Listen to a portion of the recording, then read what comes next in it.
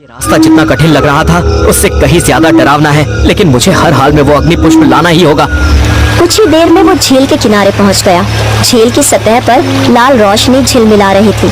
सामने एक चट्टान पर चमकता हुआ अग्नि पुष्प लहरा रहा था, लेकिन जैसे ही आदित्य ने उसे तोड़ने के लिए कदम बढ़ाया, तभी झील से एक भयंकर आकृति वाला जल राक्षस सामने आ गया।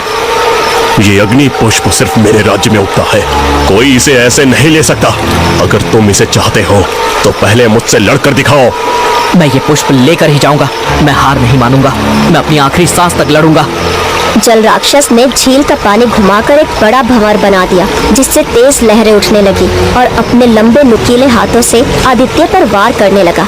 लेकिन आदित्य तेजी से झुक गया। उसने अपनी तलवार से जल राक्षस के हाथ पर वार कर दिया, पर पानी से बने शरीर पर तलवार बेअसर रही। तभी आदित्य ने सोचा कि अग्नि ही इस राक्षस को हरा सकती थी। आदित्य ने जल्दी से मशाल उठाई, जो अभी बुझी नहीं थी। उसने मशाल को जल राक्षस की ओर फेंक दिया। जैसे ही आग उसके शरीर से टकरा गई, जल राक्षस दर्द से चिल्लाने लगा और धीरे धीरे धुएं में बदल गया। अब रास्ता साफ था। आदित्य ने आगे बढ़कर झील किनारे लगे अग्नि पुष्प को तोड़ लिया। जैसे ही उसने पुष्प को हाथ में ले लिया तो चमकने लगा और उसमें से हल्की हल्की गर्मी महसूस होने लगी। अब मुझे ये पुष्प लेकर साधु महाराज के पास जाना होगा।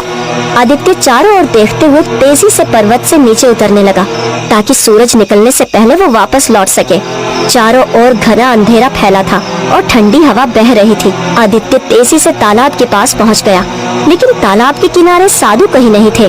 अब ये साधु महाराज कहाँ चले गए? तभी उसकी नजर रूपमणि पर पड़ी।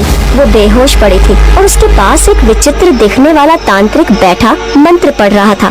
तांत्रिक की आंखें चमक रही थी और उसका चेहरा रहस्यमय था। कौन हो तुम? तांत्रिक धीरे धीरे उठकर खड़ा होकर आदित्य की तरफ घूरते हुए बोला, तेरा काल हूँ मैं। आदित्य के चेहरे पर गुस्सा छलक उठा। उसने तलवार को जोर से पकड़ लिया।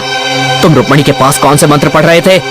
मूर्ख, रूपमणि को मैंने ही अपने तांत्रिक मंत्रों के श्राप में बांधा था। वो मेरे इशारों पर नाच रही थी, निर्दोष लोगों को मार रही थी।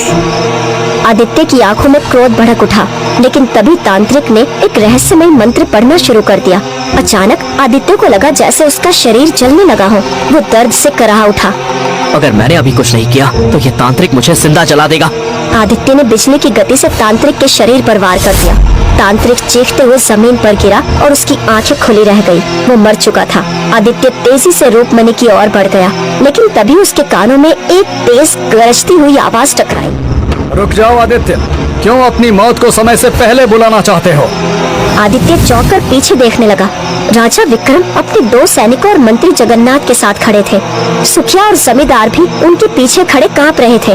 पिताश्री, आप? राजा विक्रम ने हाथ उठाकर उसे चुप करा दिया।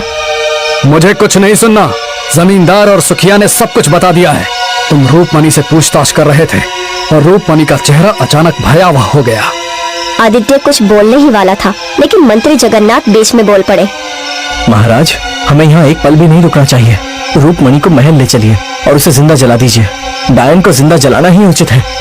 राजा विक्रम ने सैनिकों की ओर देखकर कहा, महल में ले चलो इसे। आदित्य आगे बढ़कर कुछ कहने की कोशिश करने लगा, लेकिन राजा विक्रम ने उसकी बात अनसुनी कर दी। कुछ ही देर में वे सभी महल में खड़े हुए थे। महल के विशाल कक्ष में चारों ओर सन्नाटा छाया हुआ था। राजा विक्रम अपने सिंहासन पर बैठे थे। उनके चेहरे पर कठोरता झलक रही थी। सामने बेहोश पड़ी रूपमणि धीरे धीरे होश में आकर आश्चर्य से सबकी ओर देखने लगी। महाराज, रूपमणि को होश आ गया है। इससे पहले कि ये फिर से अपने असली रूप डायन में आ जाए, इसे तुरंत मार देना चाहिए।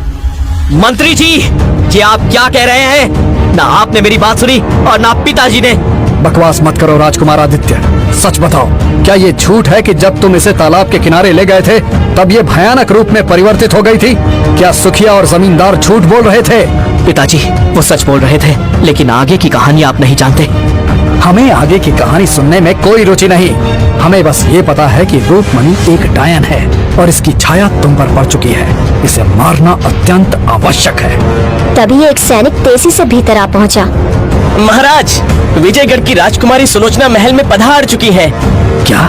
जाओ, उन्हें अतिथि गृह में ठहराओ। कुछ देर बाद हम राजकुमार आदित्य के साथ उनसे मिलने पहुंचेंगे। राजा विक्रम इससे आगे कुछ और बोल ही पाते कि तभी राजकुमारी सुलोचना वहाँ स्वयं आ पहुँची। सैनिक वहाँ से चला गया। सुलोचना की नजर जैसे ही रूपमणि पर पड़ी, उसके चेहरे पर रहस्यमय मुस्कान आ गई। लगता है मैं गलत समय पर आ गई। नहीं नहीं, ऐसी कोई बात नहीं है राजकुमारी। ये कौन है? बस इतना जान लीजिए राजकुमारी कि ये एक डायन है और महाराज इसे फिर से जिंदा जलाने वाले हैं। मैं अक्सर जंगलों में शिकार करती हूँ और इस तरह के डायनों से मेरा सामना होता रहता है। अगर आप अनुमति दें तो मैं स्वयं इसे जिंदा